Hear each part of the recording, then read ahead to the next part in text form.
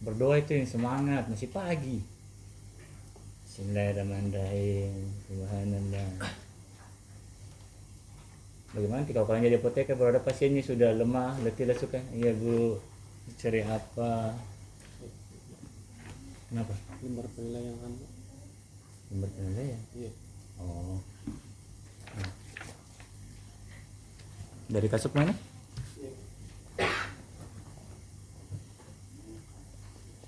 Akbar coba cari di mana itu kabel LCD. Bawa. Kita menggunakan ketua kelas.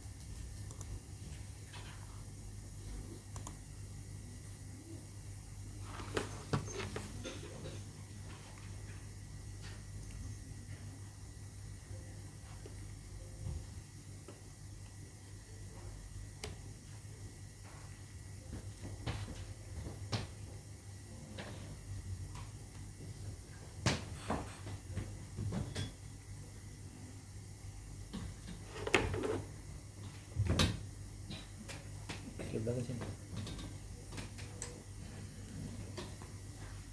Tutup. Apa? Enggak.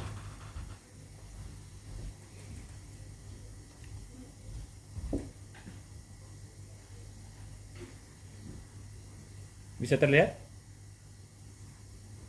Sudah bisa terlihat? Saya bisa terbaca? Oke, bismillah. Assalamualaikum warahmatullahi wabarakatuh.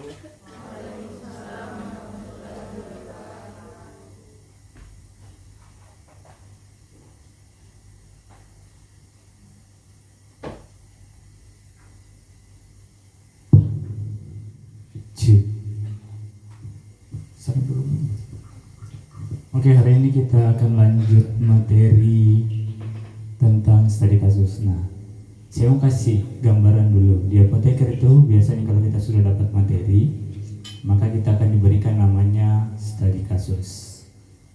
Karena tugas apoteker adalah selain menganalisis, dia harus memverifikasi, mencari data dan informasi. Nah, studi kasus diberikan seakan-akan disimulasikan bahwa ada kejadian yang terjadi, dan sebagai seorang apoteker apa yang harus kalian lakukan. Simpelnya seperti itu. Paham ya? Nah, jadi ini bukan bicara tentang satu grup, dua orang, tiga orang, tapi ini berbicara personal sebenarnya. Karena nanti tidak mungkin satu apotek punya 3 apoteker penanggung jawab. Ngerti maksudnya? Nah, karena kita sudah berbicara tentang yang namanya tupoksi, tugas pokok dan fungsi seorang apoteker, maka wajib hukumnya orang yang masuk dan sudah mengikuti studi pelajaran tentang profesi apoteker untuk mengetahui semua ruang lingkup yang terkait tentang bagaimana apoteker itu bekerja. Salah satu simulasi yang paling mendekati pada saat apoteker itu bekerja adalah studi kasus. Karena kebanyakan kalau kita bicara tentang teori, semua orang bisa membaca, semua orang bisa menghafal, semua orang bisa membaca, tetapi implikasinya adalah bagaimana cara mengaktualisasi atau mengimplementasikan. Karena target seorang apoteker adalah memberikan impact. Dari impact itu nanti akan ada output. Dari output itu barulah muncul yang namanya value person-person yang nanti jadi apoteker. Tidak cukup pakai jas begini baru datang petenteng. Karena yang ditanyakan apa yang dia ketahui, bisa tidak dia kerjakan, pekerjaannya sesuai atau tidak. Nah, itu namanya diverifikasi, harus betul-betul divalidasi. Yang bisa melakukan itu sesama kita, yang bisa menilai secara umum adalah masyarakat. Nah, hampir 95% yang kita hadapi nanti itu adalah masyarakat. Tak minta mulutnya netizen, dari satu mulut ke telinga yang lain, dari satu jari ke jempol yang lain. Pokoknya apa yang dia lihat, ya maklum kalau orang awam. Kalau orangnya masih mau ada kritikan, pasti dia bertanya. Nah, masalahnya orang di Indonesia adalah tidak mau bertanya, langsung memberikan judgement. Judgement itu cuma 2 Ji, positif atau negatif. Dan kalau negatif, kita yang menerima terkesan itu adalah punishment. Tapi kalau dia positif, kita anggap itu adalah appreciate. Betul? Nah, kenapa saya katakan begitu? Karena psikologi orang itu biasanya kalau di rumah sakit, klinik, apotek, industri, beda-beda.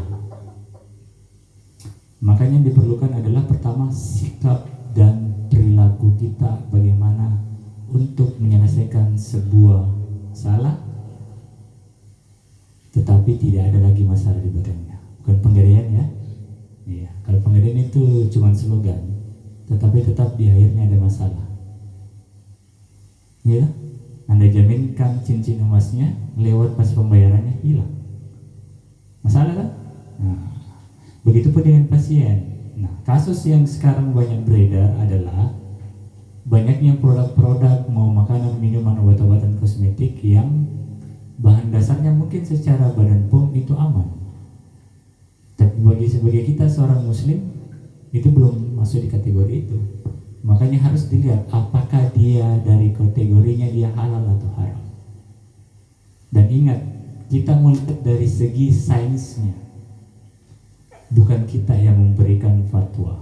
Ngerti maksudnya kan? Tapi ada namanya, dengan sains itu kita memberikan analogi berdasarkan data dan bisa kita interpretasikan dan memberikan informasi ke masyarakat supaya masyarakat ternyata gini-gini segala macam. Tidak usah jauh-jauh, apa yang kalian makan, kalian minum, kalian pakai, mau kosmetik atau apa, coba cek ada tidak logo halalnya di situ. Ya, oke. Alhamdulillah saya dipercayakan untuk mengajar di kelas ini dan angkatan ini untuk yang ketiga kalinya.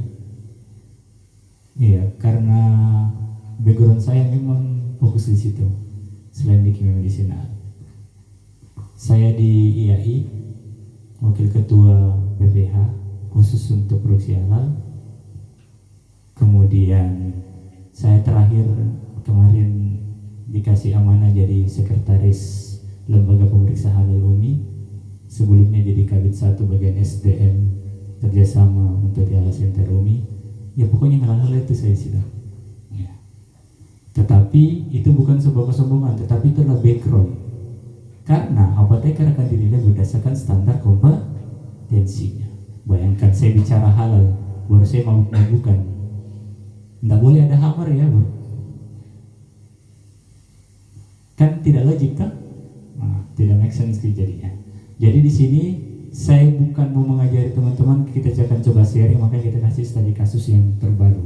Dan studi kasus ini yakin percaya tidak keluar dari materi yang kalian dapatkan sebelumnya. Tetapi diminta untuk mencari lebih banyak referensi. Disinilah analisis critical thinkingnya diuji. Disinilah bagaimana Anda bisa memetakan jalur cara berpikir mindsetnya tentang perbedaan antara halal dan haram dan produk itu sendiri. Sampai di sini jelas? Nah, oke. Kemarin sudah di-share kan aturannya, rulesnya sama Ibu Sukma? Sudah ya? Berarti sudah paham kan jalannya? Sekarang kita lihat kelompok 1 yang mana?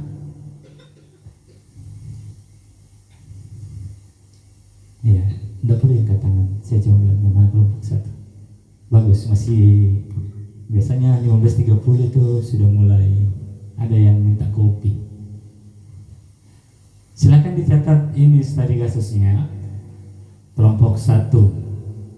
Perhatikan baik-baik. Dan ini instruksinya. Kasusnya adalah kapsul gelatin impor tanpa sertifikat halal. Skenarionya adalah sebuah produk antibiotik kapsul menggunakan gelatin impor dari Cina, tidak ada sertifikat halal. Tahu COA?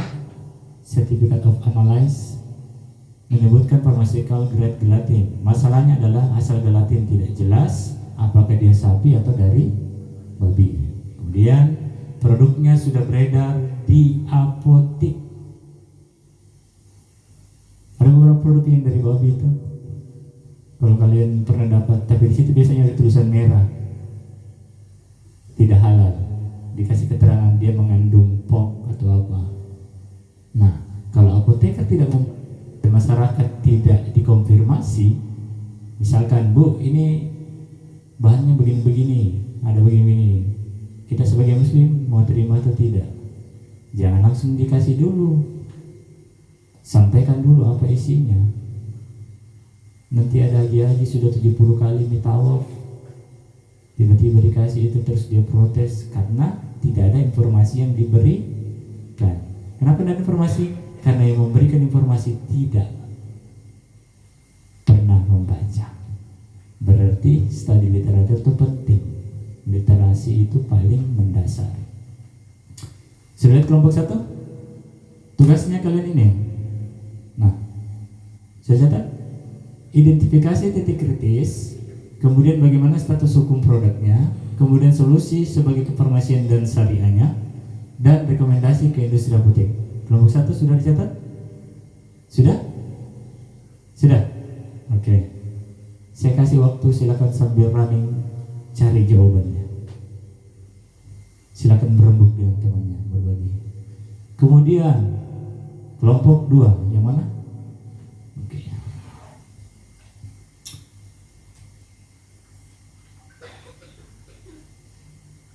Kalau begini gambaran kira-kira kasusnya apa? Vaksin. Bukan vaksin. Oke, kasus kedua, vaksin dengan media kultur serum dari Bibah. Habibah. Hati-hati, ada babi maksudnya. Singkatan. Skenarionya adalah sebuah vaksin menggunakan trypsin porsin dalam proses produksi. Tidak ada alternatif halal saat wabah, misalnya ada vaksin segala macam. Sama juga dengan vaksin yang kita pakai waktu COVID, kan belum ada jaminan bahwa dia aman, ya toh?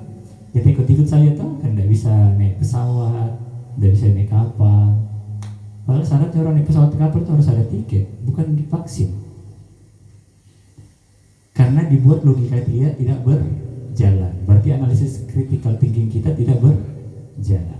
Maka datanglah orang-orang yang mencari uang yang banyak menggunakan situasi dan kondisi. Kalian kirakah vaksin itu berapa keuntungannya dalam per bulan?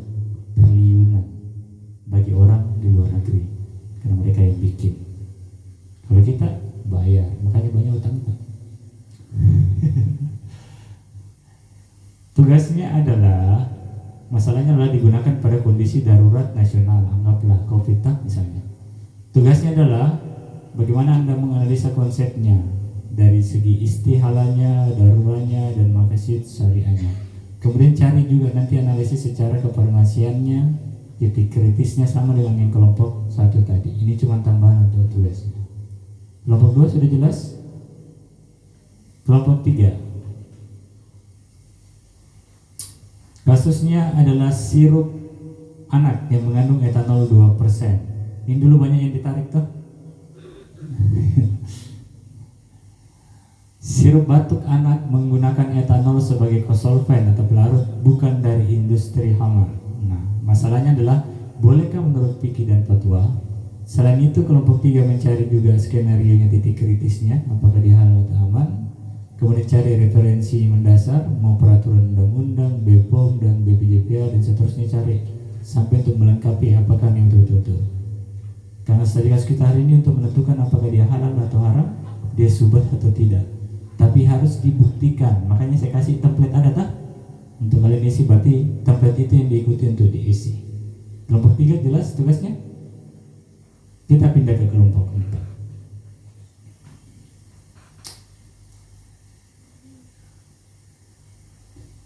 Kasusnya adalah insulin rekombinan versus insulin babi. Rekombinan kan kebanyakan kalau dikerja di Bio Farma itu kan tentang ditariknya itu DNA RNA yang dibuat sedemikian rupa semirip dengan daripada DNA RNA babi. Tetapi apakah efektivitasnya sama? Belum tentu. Karena sampai sekarang ini kita masih bergantung sama Habibah. Tidak tertutup kemungkinan baju yang kita pakai, rok, jilbab, sepatu, kaos kaki, tas, bahan dasarnya dari babi. Karena menurut penelitian, semakin halus barang yang digunakan, semakin lembut, kecenderungannya 80% dari bagiannya Habibah. Begitupun juga dengan sikat gigi. Yang ada halus-halus di ujungnya jangan dipakai, karena itu mengandung Habibah.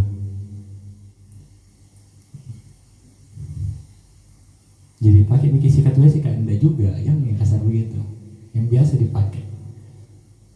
Skenarionya seperti ini. Rumah sakit masih punya stok insulin porsen atau mengandung babi, padahal sudah ada insulin rekombinan halal. Berarti di sini kan akan terjadi yang namanya ada konflik internal, bahwa bisa saja terjadi nanti hal-hal yang tidak diinginkan. Satu, penggunaan. Kedua, bisa saja nanti yang digunakan itu harusnya ini sudah dihilangkan, tidak dipakai. Ketiga, jangan kira orang kerja di rumah sakit itu tahu semua. Terkadang mereka itu juga biasanya lalai. Apalagi kalau di instalasi gawat darurat. Kalau rawat jalan aman. Kalau rawat inap itu kan setiap orang datang ambil obat dan segala macam, biasa membludak banyak, baru SDM-nya sedikit. Nah, itu yang menjadi kekhawatiran bisa saja terjadi hal yang tidak diinginkan. Masalahnya adalah apakah boleh tetap dipakai? Ya, nanti kalian bahas sesuai dengan template itu, nanti jelaskan uraiannya di situ. Kelompok 4 jelas tugasnya? Kelompok 4 mana tadi? Sudah jelas tak? Soal terakhir untuk kelompok 5.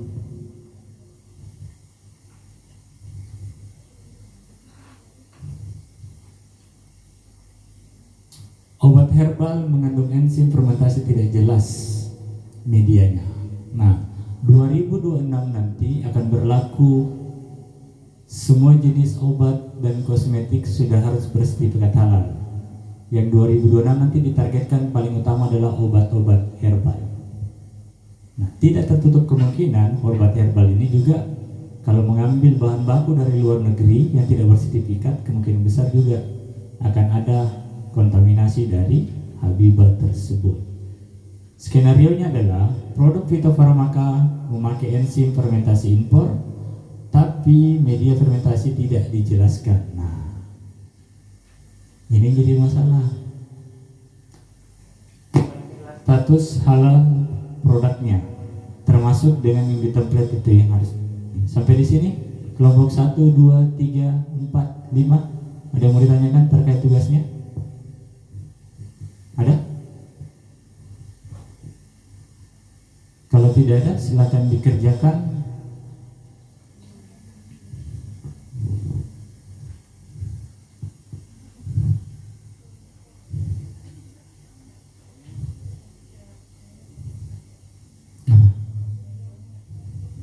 Tidak sesuai dengan mereka, itu kan cuma tambahan yang di template. Ya. Apa dia bilang di situ?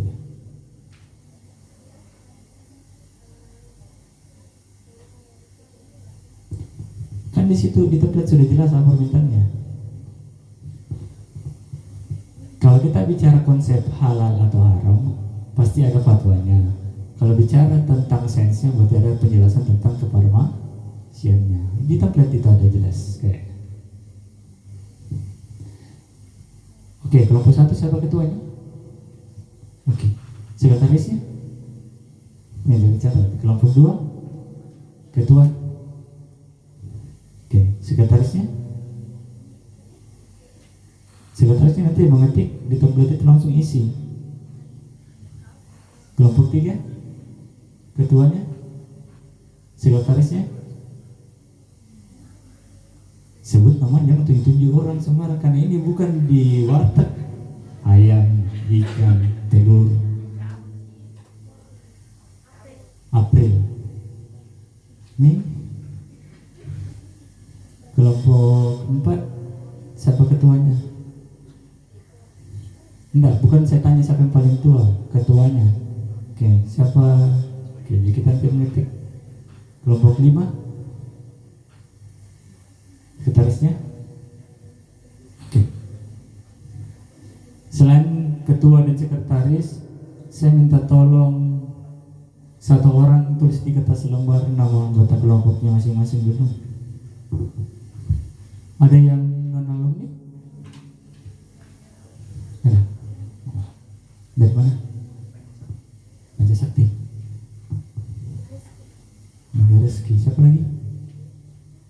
Tangan kanan cantik ya. Tangan aneh tuh. Dari mana Ki? Hah? UIN. Kita April. Dari mana April?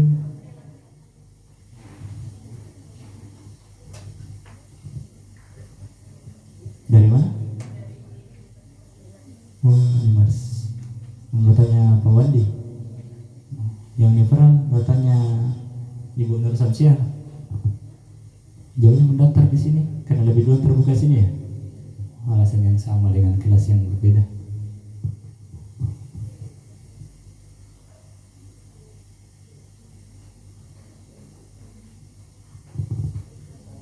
Kalau disuruh mencari jawaban, jangan cari di AI.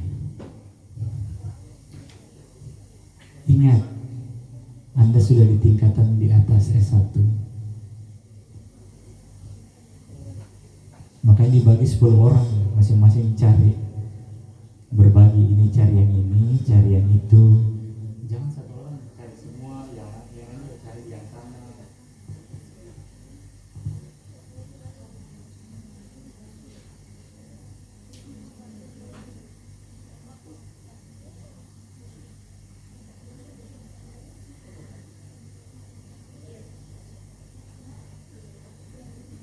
Jangan juga chat temannya yang belum masuk sebentar siang, tolong carikan Kak. Jangan.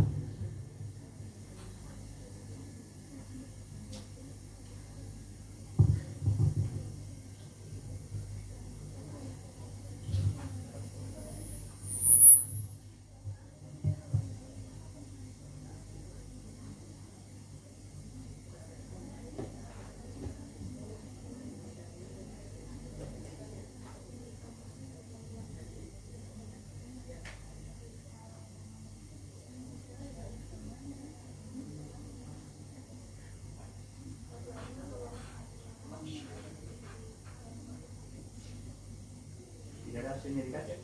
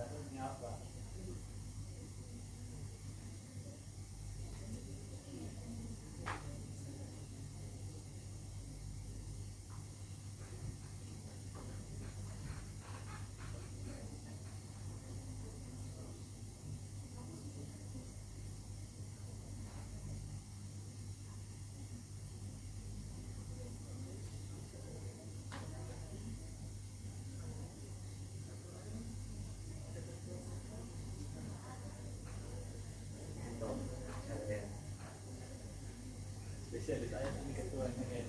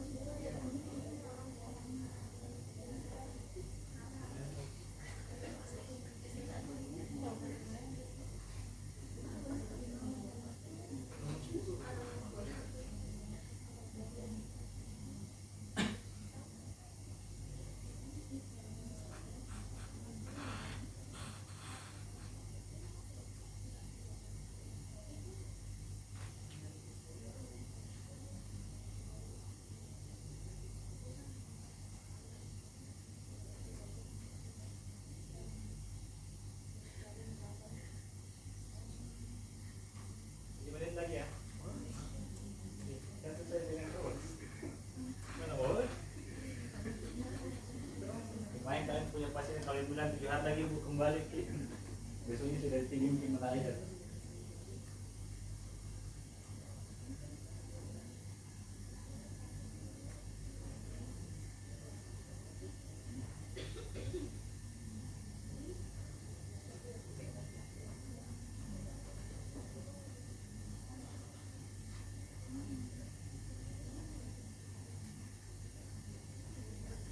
Udah, kita bagaimana?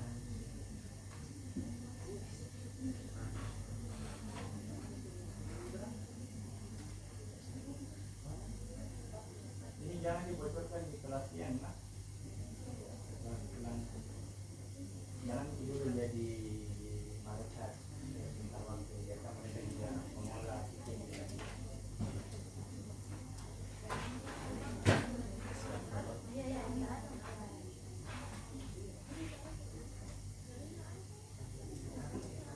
Kawan bocor batu jauh lagi kan nanti.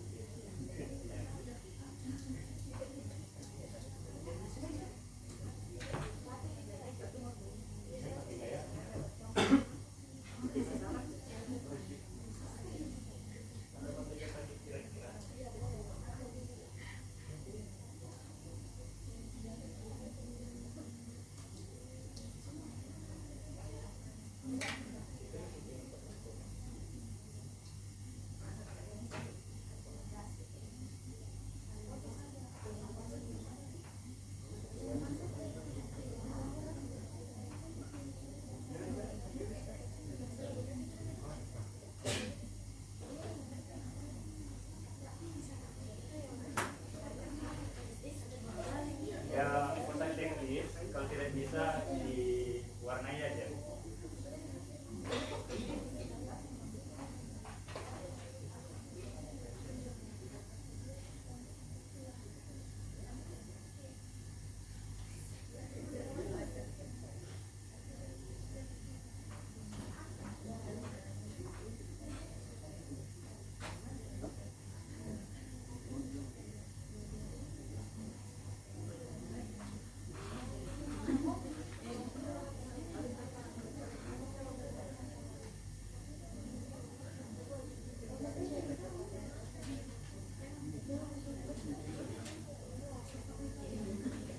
Anggaplah kalian sekarang di UGD dan ada pasien gawat darurat. Ini solusinya kalian carikan. Waktu penanganannya kurang dari 10 menit, kalau tidak berarti teknik out kurang.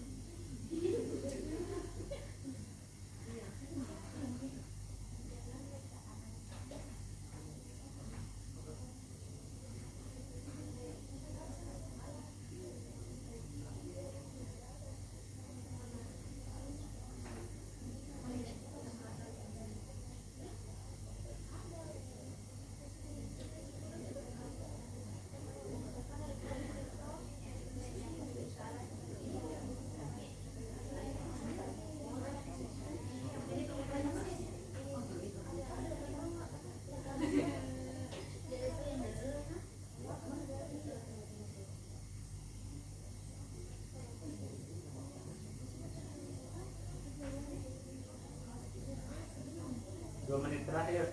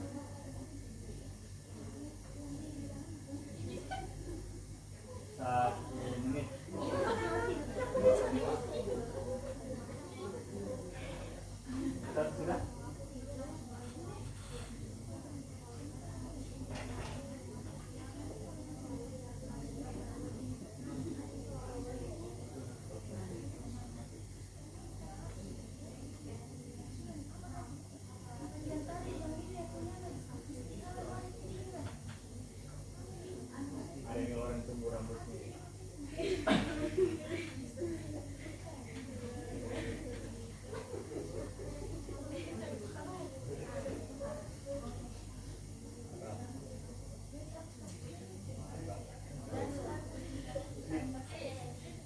Minimal permintaan di template itu terisi ya. Ya nanti kalau ada perbaikan tinggal ditambahkan. Nanti sebelum kalian kirimkan file nanti masih bisa direvisi setelah kita sampaikan.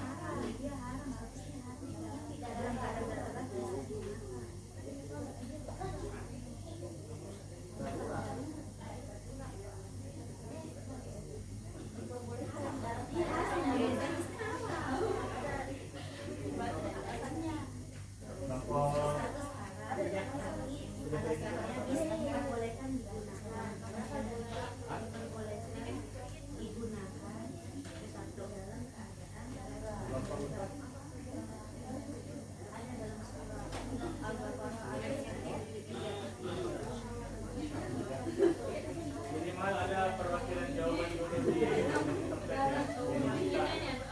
Nanti kalau ada perbaikan tinggal diperbaiki nanti.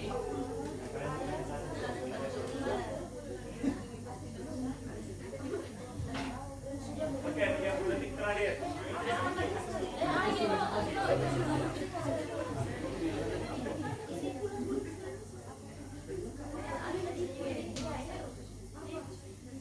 Ya, siap-siap kelompok 1 presentasi.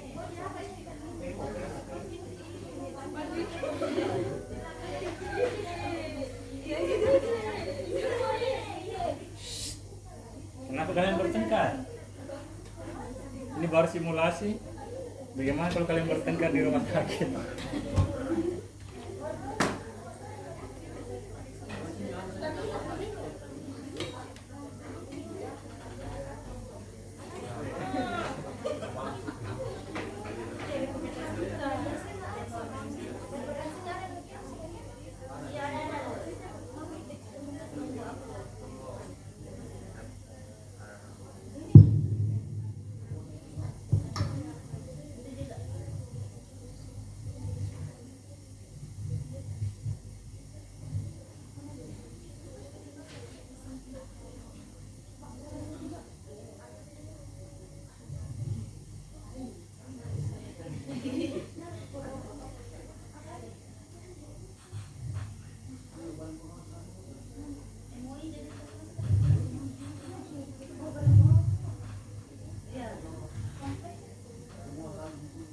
Ya, 20 detik terakhir.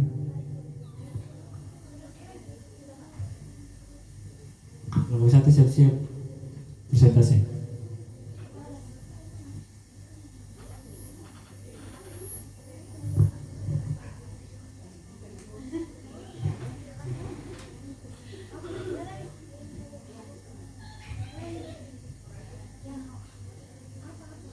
Minimal terisi dulu di tempat ya, sesuai dengan permintaan. Kalau nanti mau dilengkapi boleh setelah ini. Ya, kelompok 1.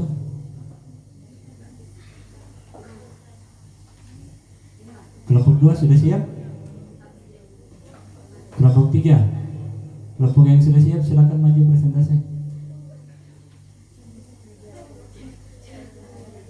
Masalahnya kita tidak boleh ambil ruang dan waktu terlalu lama di sini karena nanti sebentar ada orang rapat fakultas jam 10. Kita keluar jam berapa? 9.40 kan? Nah, kalian presentasi satu kelompok maksimal 10 menit kali ini? Hah? Tidak bisa, karena saya harus menjelaskan tentang kasus itu 15 menit terakhir. Terlama 15 menit, kan kalian tinggal paparkan saja.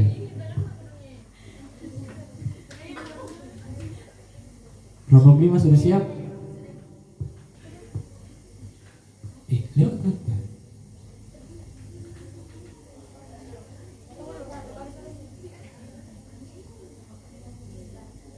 Di saat-saat begini, disinilah ego tidak boleh bermain. Kalau bermain tidak selesai tugas kelompoknya. Kerja tim yang begitu. Oke, silakan. Kita sudah di 8.45 nih. Kelompok 5. Lama. Kalau kalian mau ditunggu udah selesai kayak ini. Kelompok 4. Terisi semua minta? Ya sudah, let's go.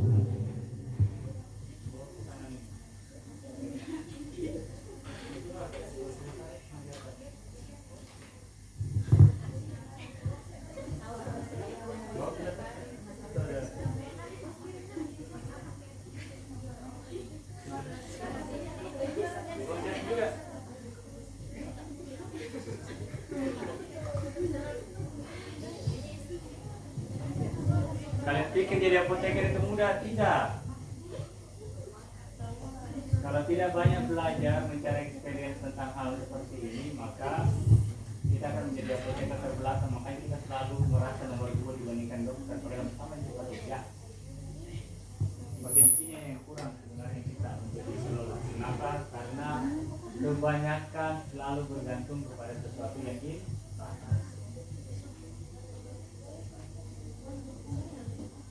Sudah bisa Ji?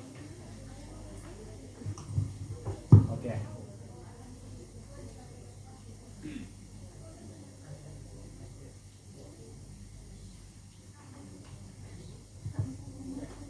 Hah? Kenapa? Hah? Jangan dibaca, kan sudah ada di situ. Bukan seminar proposal ini, nah. Cuman kalian paparkan apa yang kalian sudah dapatkan. Nanti kita akan kasih koreksi seperti apa soalnya. Kita di terbaik itu kan kita di ujian juga.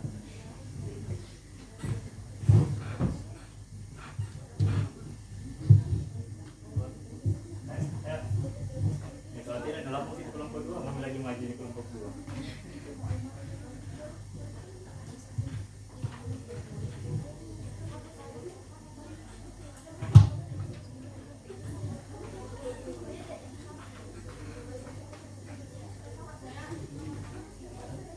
Silakan.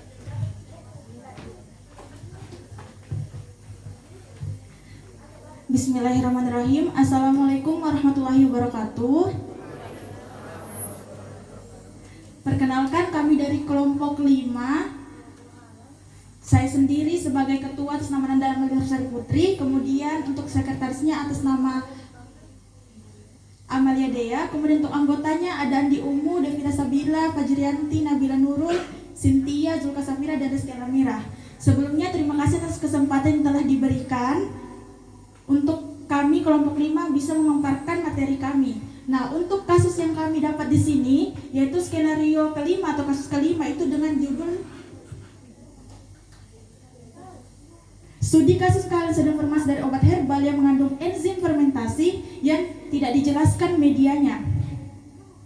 Adapun selaku dosen apoteker Andi Trihadi Kusuma Kisra S. Farm MSI, di sini yang pertama akan kami jelaskan mengenai ringkasan kasus.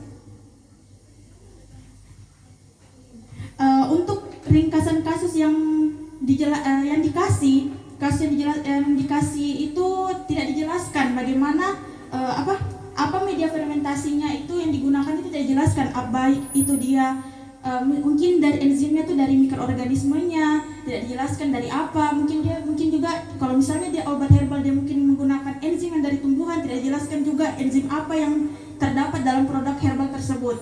Kemudian yang kedua, untuk rumusan masalahnya itu adalah apakah status halal produk tersebut.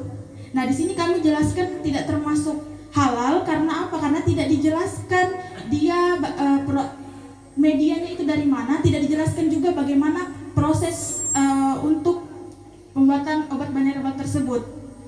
Kemudian untuk titik kritisnya kami di sini adalah terdapat di bahan atau proses enzim fermentasi. Bahan yang digunakan yaitu adalah enzim fermentasi. Di sini kita tidak tahu enzim yang digunakan itu apakah dia dari mikroorganisme, dan tidak dijelaskan juga mikroorganisme yang dihasilkan itu apakah dia termasuk halal atau tidak. Kemudian untuk selama proses pembuatan enzim fermentasi yang ada pada produk obat herbal tidak dijelaskan juga bagaimana proses pembuatannya. Untuk analisis farmasi di sini kami jelaskan dulu apa itu enzim sama apa itu fermentasi. Di sini sudah dijelaskan bahwa enzim itu kan bisa berasal dari hewan, bisa berasal dari tumbuhan, bisa berasal dari mikroorganisme. Sedangkan dalam kasus kami memang sudah dari awal tidak dijelaskan asal enzim tersebut, apakah dia berasal dari mikroorganisme, hewan atau tumbuhan. Kemudian fermentasi merupakan proses biologis yang melibatkan mikroorganisme untuk menghasilkan produk tertentu. Dalam perspektif halal, fermentasi diperbolehkan selama tidak menghasilkan alkohol yang memabukkan dan tidak menggunakan media atau bahan yang haram. Kita bisa garis bawahi kalimat tersebut juga bahwa memang dalam kasus tersebut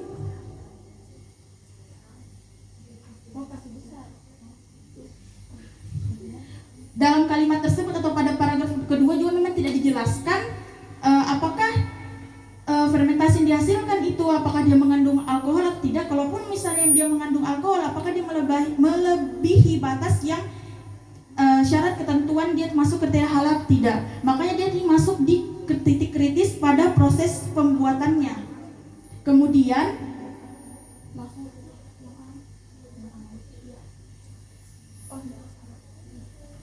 untuk berdasarkan referensi atau undang-undang di sini kami terpacu kepada Undang-Undang Nomor 33 Tahun 2014. Itu pada pasal 1 itu menjelaskan bahwa produk halal selanjutnya disingkat PPH adalah rangkaian kegiatan untuk menjamin kehalalan produk, mencakup penyediaan bahan pengolahan, penyimpanan, pengemasan, pendistribusian, penjualan dan penyajian produk.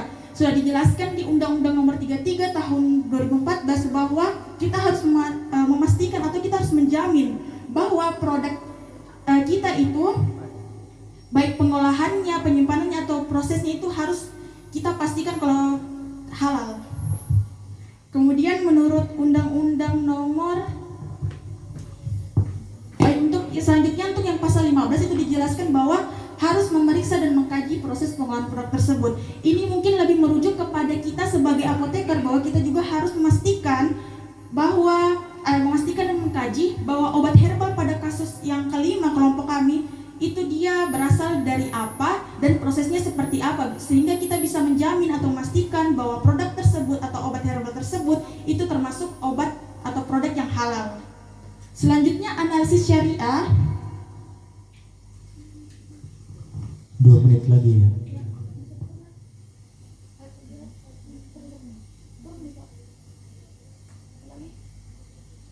Yang pertama saya menjelaskan dari surah Al-Hujurat ayat 6. Dijelaskan bahwa wahai orang yang beriman, jika seorang yang fasik datang kepada membawa suatu berita, maka telitilah kebenarannya agar kamu tidak mencelakakan suatu kaum karena kebodohan atau kecerobohan yang akhirnya kamu menyesali perbuatanmu itu. Dalam artian di sini sudah ditegaskan dalam Al-Quran bahwa kita harus menjamin atau meneliti kebenaran yang kita peroleh. Misalnya yang kasus kelima itu adalah obat herbal atau produk yang enzim fermentasinya tidak diketahui medianya. Dan di sini sebagai tugas kita sebagai menunjukkan kebenarannya, dari prosesnya, baik itu prosesnya dan asal medianya itu dari mana. Kemudian yang terakhir, surah Al-Baqarah ayat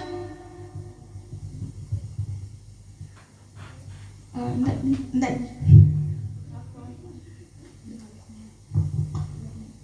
Kalau suratnya sebutkan saja ayat berapa, langsung pindah ke tidak perlu dijelaskan. Oh, iya. Kemudian ada juga surah Al-Baqarah, itu dia ayat 168 dan 172 dan 173. Kesimpulan satu produk itu kita masuk ke syubhat karena masih ragu-ragu apakah dia masuk ke halal atau ke haram. Untuk rekomendasi kita sebagai apoteker itu kita tetap jadikan acuan Undang-Undang Nomor 33 Tahun 2014 agar kita, untuk jaminan produk halalnya dan BPOM 2009. Kemudian tentang penilaian halal produk pangan olahan, setiap bahan dan proses produksi harus jelas dan dapat ditelusuri untuk dinyatakan halal. Kemudian disarankan produsen melakukan sertifikat halal melalui lembaga resmi LPPOM, MUI, Lembaga Pengkajian Pangan, Obat-obatan, dan Kosmetika Majelis Ulama Indonesia, dan BPJH atau Badan Penyelenggara Jaminan Produk Halal. Untuk referensi yang kami gunakan, itu ada BPOM RI 2009 tentang pedoman penilaian halal produk pangan olahan, Undang-Undang Nomor 33 Tahun 2014 tentang jaminan produk halal. Oke. Terima kasih atas kesempatan yang diberikan dari dosen Pak Adi dan teman-teman semuanya. Kurang lebihnya mohon dimaafkan dari kelompok 5. Wassalamualaikum warahmatullahi wabarakatuh. Next, kelompok 1. Kurangnya tidak ada, lebihnya banyak, 3 menit. On time ya. Kelompok 1.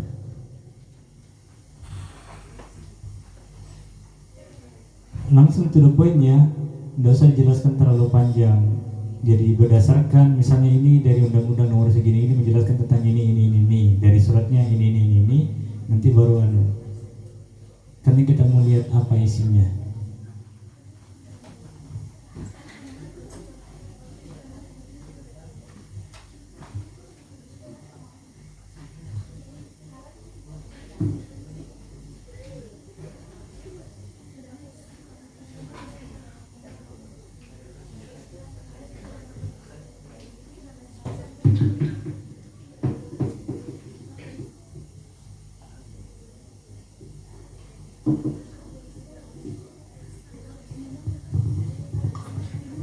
Prinsipnya, semakin banyak waktu berlebih diambil oleh kelompok lain, maka kan semakin sedikit batasan waktu untuk kelompok berikutnya.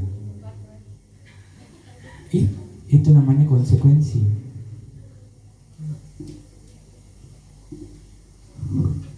Ingat ya, ini bukan seminar proposal.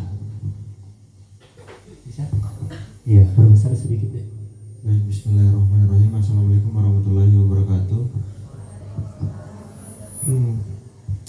Kami dari kelompok 1 sebelumnya terima kasih kepada Bapak dosen Apoteker Andi Triadi Kusumaki Sera Esparm MSI atas waktu yang telah diberikan untuk pemaparan.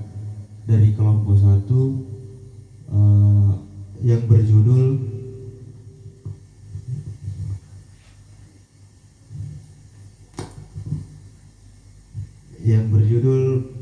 produk antibiotik kapsul menggunakan gelatin impor dari Cina yang dimana tidak ada sertifikat halalnya, dan COA menyebutkan pharmaceutical grade gelatin.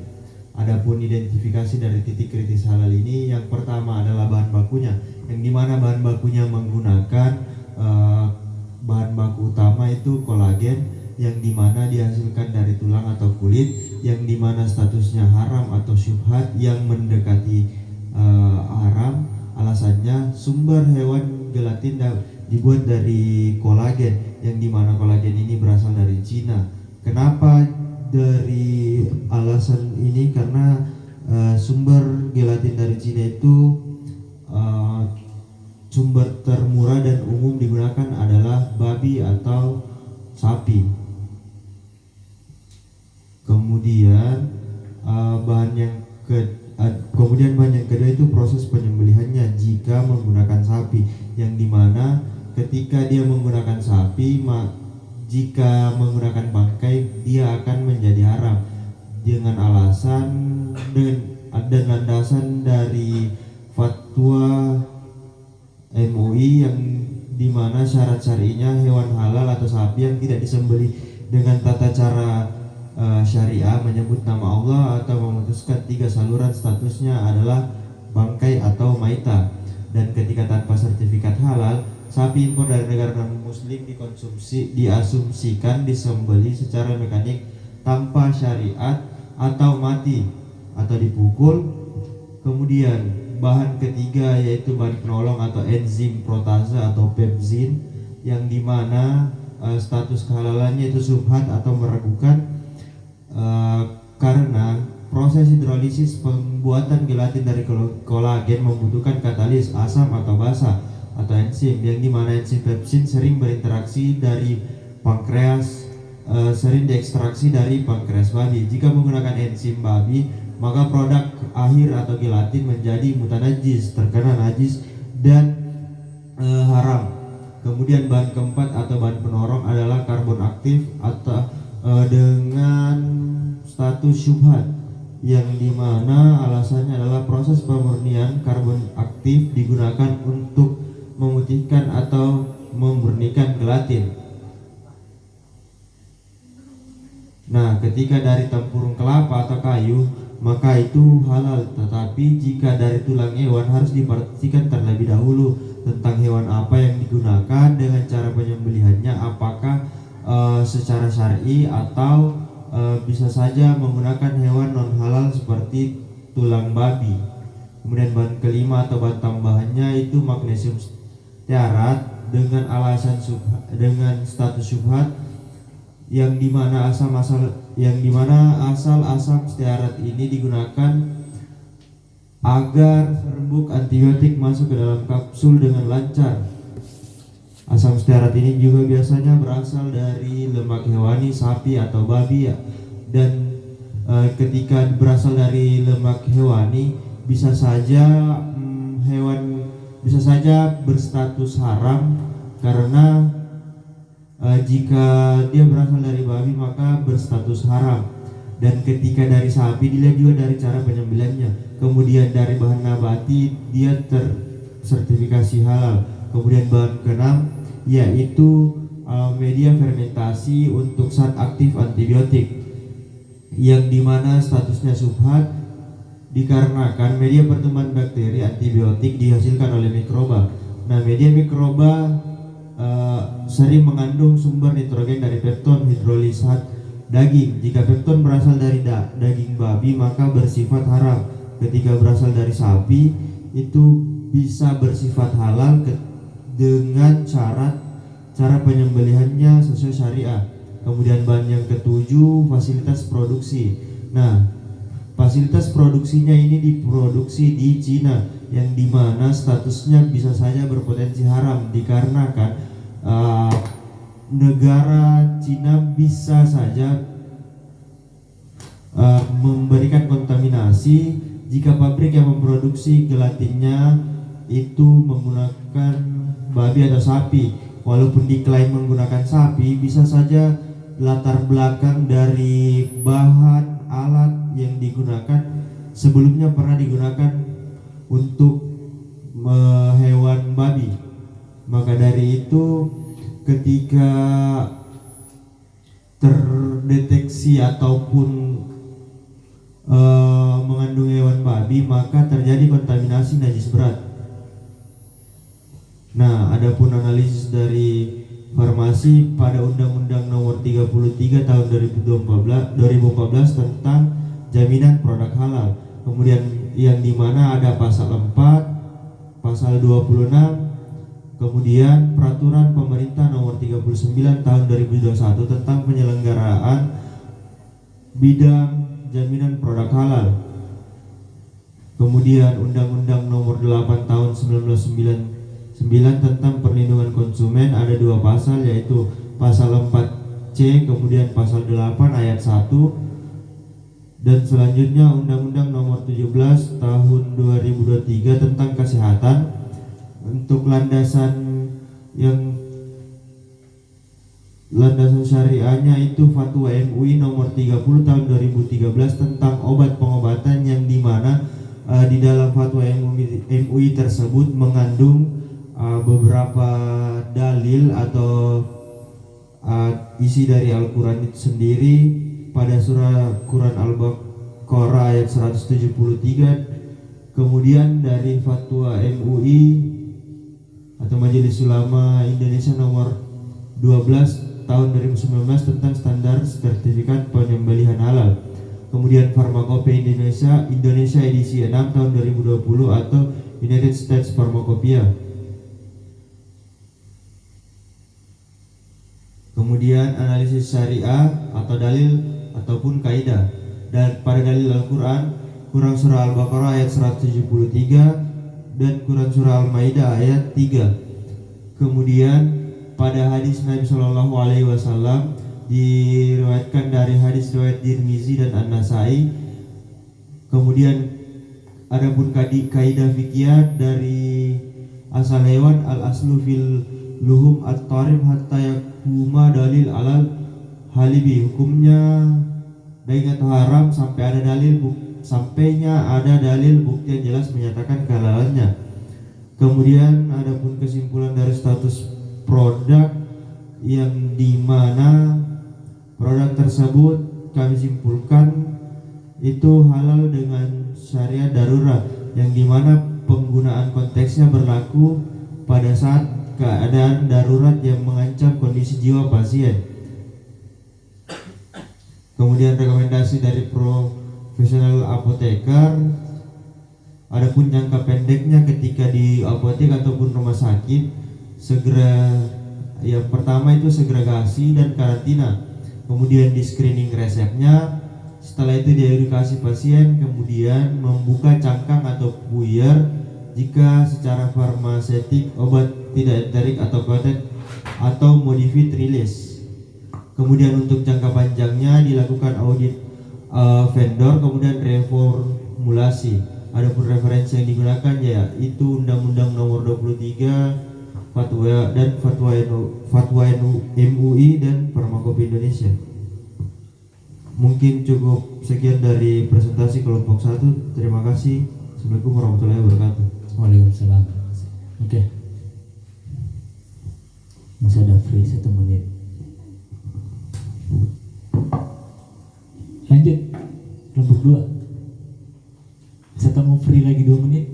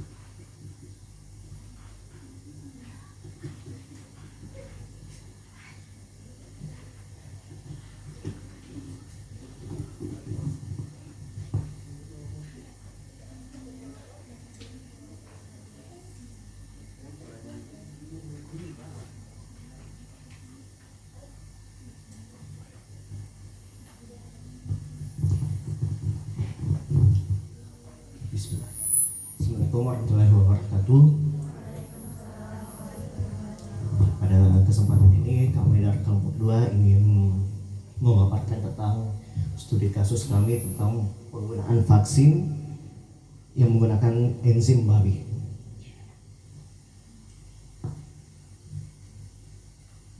Yang pertama, ringkasan kasus sebuah vaksin menggunakan tripsin porsin dalam proses produksi, tidak adanya alternatif halal saat wabah. Identifikasi titik kritis itu pada enzim tripsin porsin ini statusnya haram, tetapi alasannya masih diperbolehkan digunakan tetapi dalam keadaan darurat. sebagaimana tercantum dalam Quran Surah Al-Baqarah ayat 173.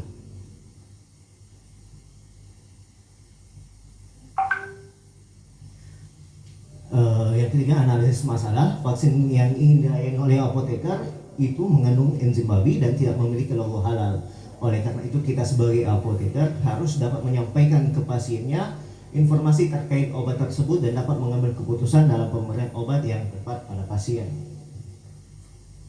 Analisis farmasi sebagaimana yang terlihat Undang-Undang Nomor 33 Tahun 2014 yang tentang jaminan produk halal.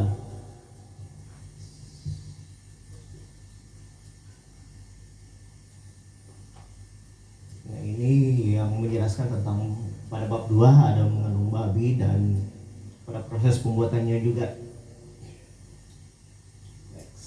Nah, analisis syariah yang tercantum dalam Quran Surah Al-Baqarah 73 yang memperbolehkan mengkonsumsi yang haram dalam kondisi yang darurat secara syar'i, yang dimana artinya sungguhnya dia hanya mengharamkan atasmu bangkai darah, daging babi dan daging hewan yang disembelih. Tetapi barang siapa yang memakannya bukan karena menginginkannya dan tidak pula melampaui batas, maka tidak ada dosa baginya. Sungguh Allah Maha Pengampun dan Penyayang. Adapun diatur dalam Fatwa MUI nomor 14 tahun 2021 yang memperbolehkan penggunaannya dengan alasan darurat dan pada Al-Maidah ayat 3 dan hadis riwayat Ahmad.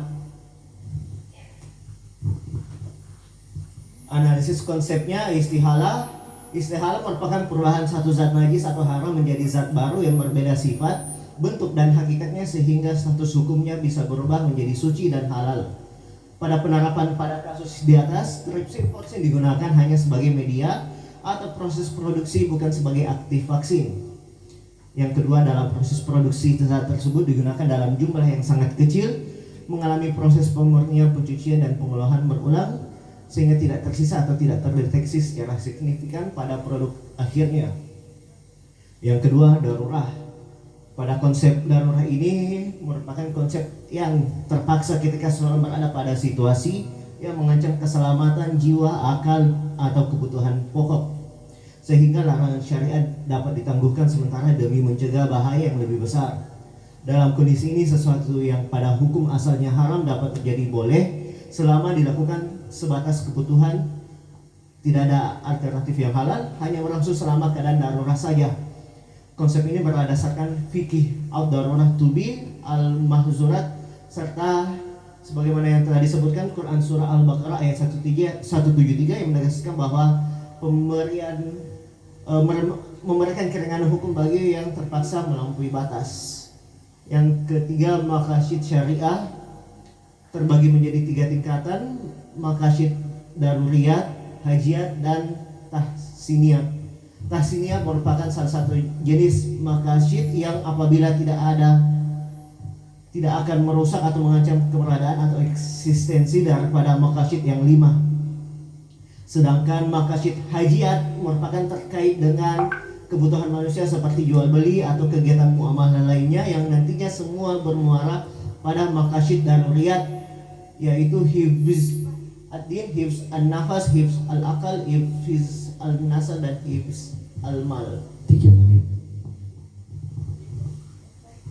Titik kritis terletak pada penggunaan enzim babi sebagaimana tadi Undang-Undang Nomor 3 Tahun 2014. Kesimpulan status produknya itu halal dengan syarat darurat.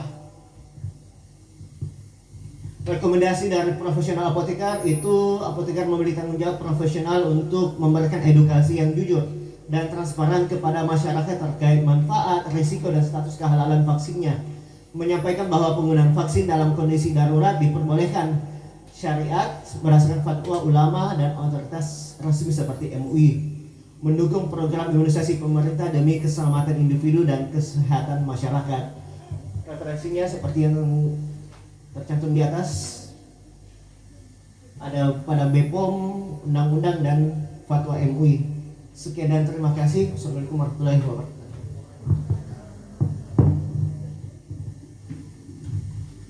Next.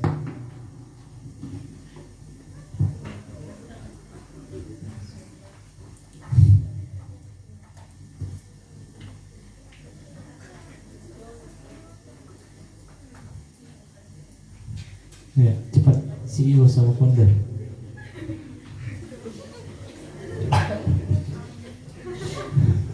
CEO sama founder. Darurat. Yang kayak di TikTok itu yang ada yang berseri-seri, orangnya itu terus. Bisa? Ada sambungan? Tak? Ngomong ki, masih tidak ada tipsnya.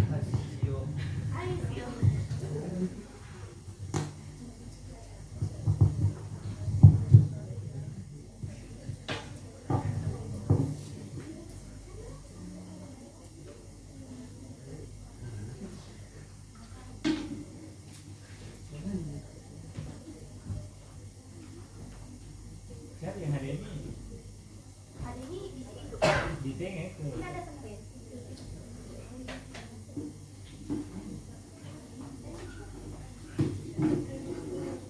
Bilang sahamnya CEO kalau begini. Dapat ya, dia posisi. Yang sebutkan nama teman tadi, nanti langsung kelompok ini lah. Assalamualaikum warahmatullahi wabarakatuh. Terima kasih atas kesempatannya. Untuk mempersingkat waktu, kami dari kelompok 3 akan mempresentasikan hasil diskusi kami.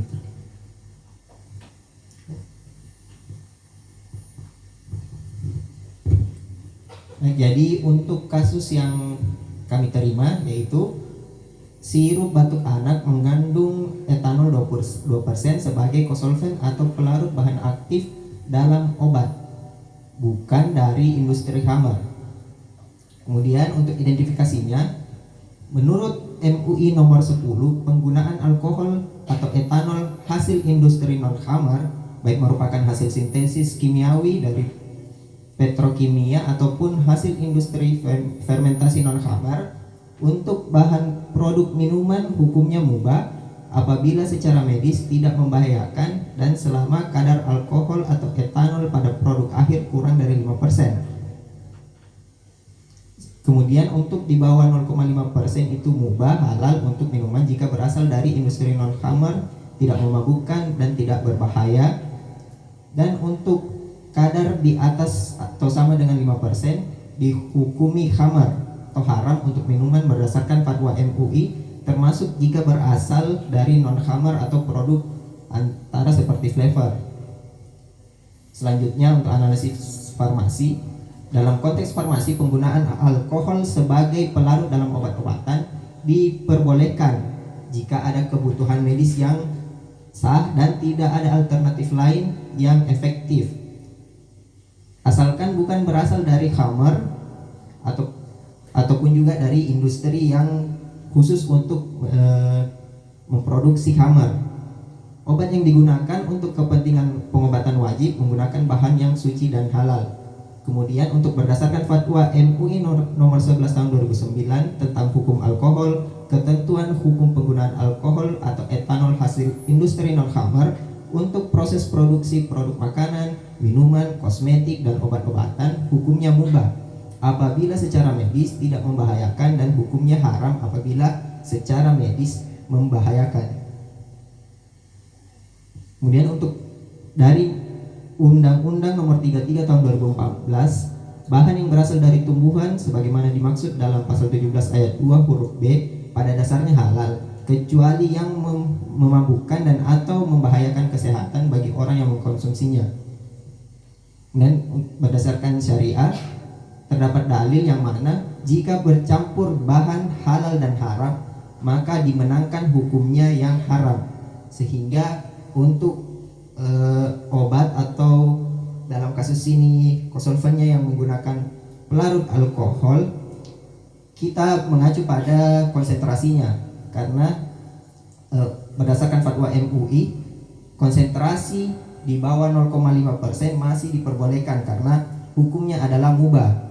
Namun dalam kasus ini kadar alkohol yang digunakan sebagai kosolven sampai 2%, yang mana itu sudah 4 kali dari batas yang diperbolehkan.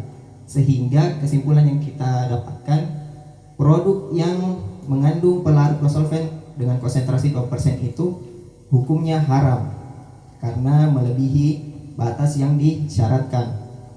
Kemudian rekomendasi profesional apoteker yaitu meminta kepada pemerintah untuk menjamin ketersediaan obat-obat yang suci dan halal sebagai bentuk perlindungan terhadap keyakinan keagamaan pelaku usaha dan pihak-pihak terkait untuk memperhatikan unsur kehalalan obat dan tidak serta-merta menganalogikan penggunaan obat sebagai kondisi darurat. Kemudian untuk mengetahui secara pasti kehalalan obat-obatan harus melalui sertifikat halal. Selanjutnya LPPOM harus menjadikan fatwa ini sebagai pedoman dalam pelaksanaan sertifikat halal obat. LPPOM juga diminta untuk tidak mensertifikasi halal obat-obat yang berbahan haram dan najis. Kemudian menghimbau kepada masyarakat agar dalam pengobatan senantiasa menggunakan obat yang suci dan halal. Untuk referensi kami menggunakan fatwa MUI dan juga Undang-Undang Nomor 33 Tahun 2014. Sekian dari kelompok 3. Terima kasih atas perhatiannya. Wassalamualaikum warahmatullahi wabarakatuh.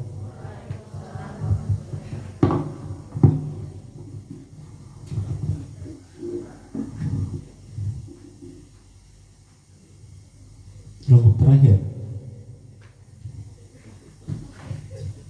Untuk cepat selesai, hampir bangkrut perusahaannya. Sudah semua?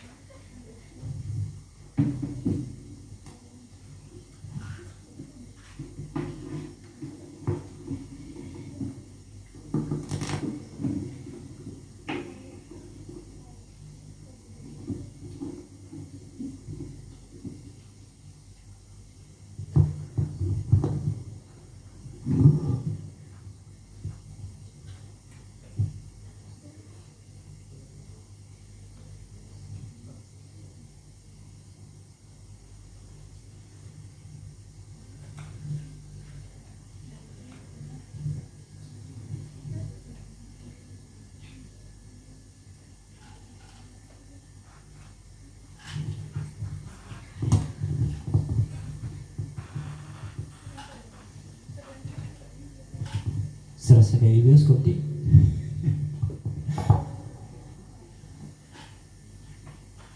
Bisa?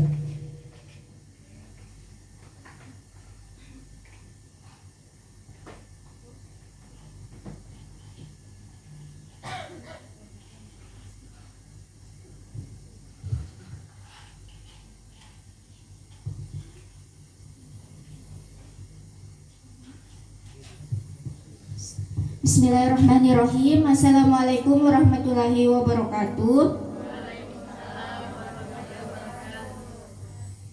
Sebelumnya terima kasih atas kesempatan yang diberikan.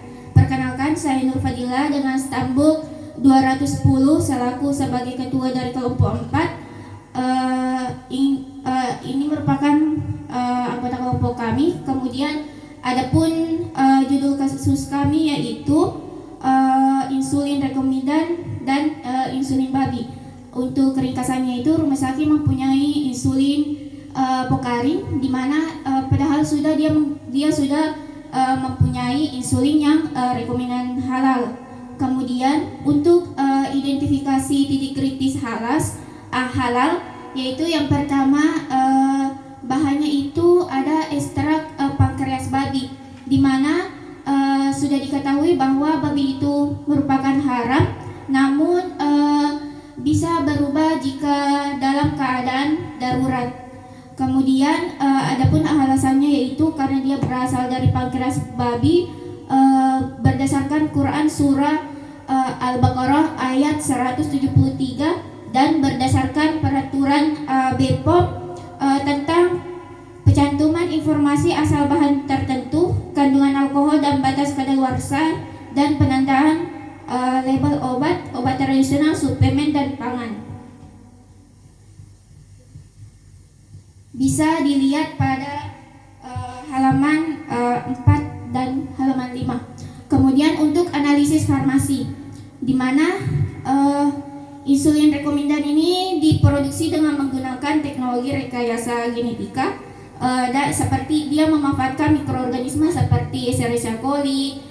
Kemudian sedangkan insulin pokarin itu dia menunjukkan tingkat imunogenitas yang lebih rendah sehingga dapat mengurangi resiko alergi dalam pembentukan antibodi anti insulin. Kemudian berdasarkan Undang-Undang Republik Indonesia tahun nomor 33 tahun 2014 tentang jaminan produk halal, di mana dia menyatakan bahwa produk yang beredar di Indonesia wajib bersertifikat halal, termasuk obat-obatan. Kemudian untuk peraturan pemerintah nomor 31 menegaskan bahwa obat yang berasal dari hewan haram itu tidak boleh digunakan apabila tersedia bahan halal yang halal dan setara khasiat dan mutunya. Kemudian menurut Fatwa MUI nomor 30 tahun 2013 menyebutkan bahwa penggunaan obat bahan haram hanya dibolehkan dalam keadaan darurat saja. Jika tidak ada tersedia alternatif halal dan kondisi mengancam jiwa. Kemudian untuk analisis syariah berdasarkan Quran Surah Al-Baqarah ayat 173 yang artinya sesungguhnya dia hanya mengharamkan bagimu bangkai darah daging babi dan hewan yang disembelih bukan atas nama Allah.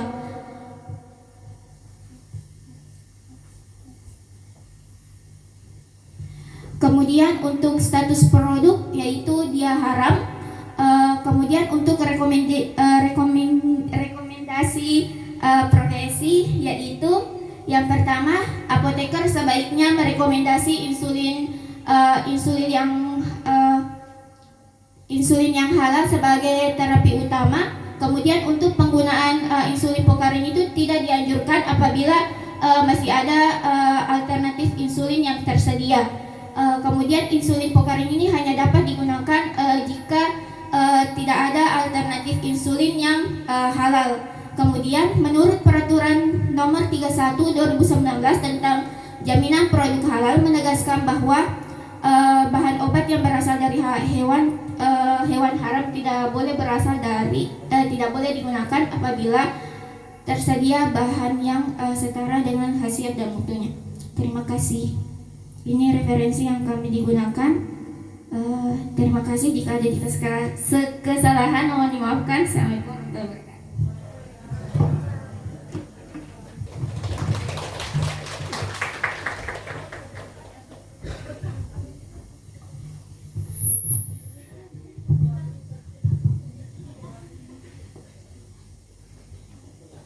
Ya. Jadi ingat garis bawahi studi kasus itu kita memberi gambaran setelah kita melihat kasus apa yang kita mau lakukan, kebijakan apa yang kita berikan, dan keputusan kita itu berdasarkan dari regulasi yang mana. Itu poinnya. Seperti yang saya bilang tadi, bahwa kita lagi tidak seminar Proposal. Kenapa saya sampaikan seperti itu? Karena ingat, yang namanya kasus itu tidak bisa hanya cuma diselesaikan dalam waktu singkat. Tapi ini adalah bagian daripada teman-teman untuk melakukan simulasi. Bagaimana berpikir cepat, memberikan pendapat yang tepat, tetapi berdasarkan regulasi yang sudah berlaku. Jadi dari segi sense-nya bisa dipertanggungjawabkan, dari segi regulasinya ada, kemudian dari datanya harus ada. Itu minimal 3 yang ada. Nah, ini soalnya. Nah, sekarang kita lihat. Saya ambil waktu kurang dari, bisa lah kayaknya 10 menit. Jawaban yang pertama untuk studi kasus soal nomor 1. Pertama, kayak tadi dibilang, kalau ada namanya identifikasi titik kritis, tadi ada beberapa yang sudah menjawab, tak? Yang kelompok 1 ada bahannya kapsulnya gelatin, tidak jelas. Maka CO-nya harus dilihat apakah, karena kebanyakan hampir 99% bahan dari luar negeri itu tidak ada sertifikat halalnya. Alasannya pemerintah murah. Yang kedua akan menguntungkan orang-orang yang bergerak di bidang itu. Tetapi kalau kita berpikir tentang menggunakan hati nurani, maka pasti akan ada pertimbangan. Critical thinking kita pasti akan berjalan. Apalagi kalau kita sudah masuk di ranah kita profesinya sebagai apa. Ya kan? Kalau dokter kan tidak mau tahu bahan bakunya mau dia halal atau tidak. Tugas dia adalah memberikan diagnosis, menuliskan resep, dan memfollow up. Makanya ada kalimatnya, setelah 3 hari Bapak Ibu mencoba dan tidak ada yang berefek, kembali lagi. Bahasa kasarnya kita dikasih jadikan bahan simulasi obat. Kalau apoteker tidak melakukan sebuah verifikasi dengan jelas, misalnya ada penyakit yang tidak perlu juga itu, kan banyak sekarang kasusnya kita. Karena dokter itu pasti dominan, pasti ada antibiotik. Pertanyaannya adalah, apakah semua orang butuh antibiotik pada saat itu? Nah, itu tugasnya apoteker. Jangan terima, iya dok, langsung kasih bikin aja, tidak, terima dulu. Kalau tidak sesuai bisa dikonfirmasi ke dokternya. Karena 2 tipikalnya dokter, dia orangnya terbuka atau tertutup. Apalagi kalau sudah dokternya sudah sepuh, biasanya dia menganggap dia yang paling benar. Padahal kaidah keilmuannya bukan di bidangnya kita. Ngerti maksudnya tak? Iya. Jadi tidak ada yang nomor 1 dan nomor 2. Kemudian kalau kita lihat di sini kan ada bagaimana sertifikat halal bahan bakunya. Ternyata tidak ada sertifikat halal dari pemasok. Ini sudah jadi titik kritis yang besar sebenarnya. Dan sebenarnya kalau pakai logika sederhana tidak perlu diperdebatkan lagi. Karena pasti ada yang pro dan kontra, betul? Yang pro pasti akan untuk mencari keuntungan. Yang kontra pasti berpikir dengan menggunakan hati nurani berdasarkan daripada profesionalnya sebagai seorang siapa. Nah, di Indonesia yang ini bermain. Banyak apoteker terjebak kerja di industri karena ingin mendapatkan penghasilan yang besar, tapi dia lupa pada saat disumpah dia harus menjamin keselamatan pasien. Keselamatan tidak hanya efek samping. Kalau dia muslim, maka dia harus jamin bahwa yang dikonsumsi adalah sesuatu yang halal. Terkadang itu yang kita lupakan. Makanya banyak poin sumpahan di situ. Kalau kejarnya adalah money oriented, ya segitu. Anda cuma punya value untuk menghasilkan uang yang banyak. Tapi apakah memberikan impact yang besar? Masih tanda tanya. Dilema kan nantinya. Satu sisi mau kaya, iya, untuk menjadi seseorang yang konsisten dengan prinsip itu memang sedikit temannya, tapi value-nya tinggi. Yang namanya roda pasti berputar. Iya, tidak semuanya orang akan bertahan dengan money oriented. Nah, disitulah traceability-nya kita, capability-nya kita. Apakah kita benar-benar masih bisa dapat dipercaya? Karena poin pertama apoteker adalah trust. Anda ngomong PO sampai lidahnya turun di lantai, kalau sudah tidak ada trust, percuma. Anda apoteker, Anda PSA, Anda APJ atau apa istilahnya, tetapi karena tidak ada trust, nilainya nol. Bagaimana membangun kepercayaan? Harus juga gunakan hati nurani, tidak hanya pakai otaknya. Karena disitulah dilematisnya sekarang kita di profesi kesehatan. Makanya ada dokter yang malpraktek, ada oknum apoteker yang kerja di BBM nyuri obat. Sudah pernah dengar kasusnya? Mana itu? Bahkan ada yang di klinik dia gelapkan uang pendapatan dipakai untuk foya-foya diri sendiri. Iya, memang gunanya besar. Makanya kan, ya, prinsip seperti apa. Kemudian harus ada namanya sistem audit dan traceability. Kenapa diaudit? Untuk melihat apakah regulasi yang digunakan, yang diterapkan di tempat tersebut masih berjalan atau tidak. Kalau tidak berjalan, ada 2 kemungkinan. 1, tidak pernah baca regulasi. 2, karena money oriented. Tidak lebih dan lain. Karena fakta di lapangan begitu. Kenapa saya bisa katakan begitu? Nanti teman-teman pada saat PKP nanti akan lihat sendiri. Yang mana orang betul-betul dia effortnya untuk memberikan hal yang baik buat pasiennya atau orang yang dilayani, atau yang mana yang lebih dominan untuk mengejar bagaimana banyak keuntungan. Makanya kalian diajar nanti manajemen tuh menghitung-hitung. Iya, tapi harus juga pakai cara yang betul. Kalau tidak ada dokumentasi rantai pasok traceability, tidak jelas jalur dan status kehalalan bahan baku. Misalnya saya bilang, saya bikin roti, Anda percaya? Harus dilihat dong cara yang saya bikin roti. Saya pakai terigu, betulkah? Siapa tahu saya pakai kanji. Saya pakai gula, betulkah? Siapa tahu saya pakai pemanis. Saya pakai air aqua yang dari pegunungan yang tinggi. Setelah saya dicek ternyata dari sumur bor. Berarti puluhan tahun kita ditipu dengan karena critical thinking itu tidak berjalan. Kenapa critical thinking itu tidak berjalan? Karena eksplorasi kita untuk mencari informasi, mengumpulkan data, sikap dan perilaku kita itu tidak berjalan secara sinergis, secara bersamaan. Karena ada istilah kasarnya orang sekarang, siapa yang paling banyak uangnya dia yang berkuasa, betul? Iya. Tapi sampai berapa lama? Makanya ada korupsi tak? Korupsi kecil-kecilan anak apoteker itu gampang. Kuliah jam 8, datang jam 8 lewat 10.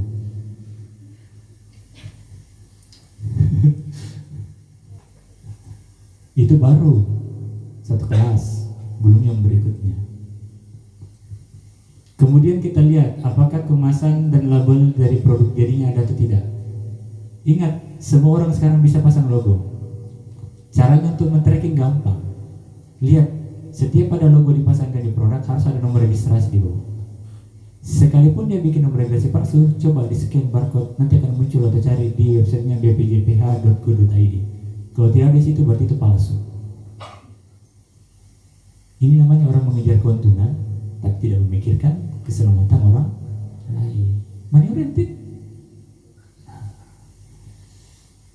Saya sudah bayar ini Kak 50 juta lebih masuk apoteker, masa saya tidak bisa kaya? Dan ada yang ngarang kaya. Tapi jangan sampai mendowngrade-kan yang Anda punya value cuma gara-gara mengejar ini. Anda lupa bahwa Anda pernah belajar bersakit-sakit, berdarah-darah, kepanasan, kulit sudah hitam sebelah, pakai skincare sudah jutaan tapi masih tetap juga flake-nya muncul. Nah itu harus dipertimbangkan. Makanya sisi kemanusiaan tetap harus hadir, ya. Nah, poinnya adalah apakah gelatin berasal dari sapi atau halal? Apakah dokumennya suppliernya menyatakan bahan proses? Apakah pemasok bisa melakukan sertifikat? Kalau semua hal ini tidak bisa ditunjukkan, jangan mungkin berdebat. Jelas gitu. Karena biasa ada orang yang pro. Karena sudah salaman, ada amplop uang merah. Kenapa saya bilang itu? Saya pernah lihat orang melakukan itu. Banyak. Dan dia mengaku bahwa dia mengerti tentang agama, maaf ya, tapi tetap melakukan itu. Nah ini dibutuhkan memang begitu susah. Menjadi orang benar itu susah gampang. Menjadi orang buruk itu gampang sekali. Kita mana? Aku berpengalaman. Statusnya nanti dilihat ya, nanti kalian bisa baca. Gelatin dari babi haram tidak boleh digunakan. Sama tadi yang kalian jelaskan, subhat. Kesimpulannya produk berada pada status subhat dan belum, sehingga tidak boleh diberi label halal dan tidak boleh dikonsumsi. Untuk klaim halal sampai asal gelatin tidak boleh verifikasi. Tapi sampai sekarang gelatin belum bisa kita dapatkan, walaupun dari sapi belum bisa maksimal. Ada pilihan ikan. Saya pernah lakukan penelitian ikan tapi sedikit. Sampelku coba kalau orang pangkep mau bantu satu pangkep kasih ikannya. Kan ada simbiosis mutualisme tuh. Tapi tidak ada orang mau kasih ke sesuatu yang gratis. Karena pikiran di awal mindsetnya adalah money oriented, bukan berpikir kepada kedepannya nanti jadi seperti apa. Sekarang contoh yang paling mudah, kapsul gelatin. Sudah puluhan tahun nih, darurat terus. Critical thinkingnya kenapa? Kan orang punya kepentingan. Kurangkah orang yang pintar di Indonesia? Tidak. Kurangkah orang yang anu? Tidak. Dikalahkan dengan maka hati nurani tertutup. Begitulah terus. Darurat.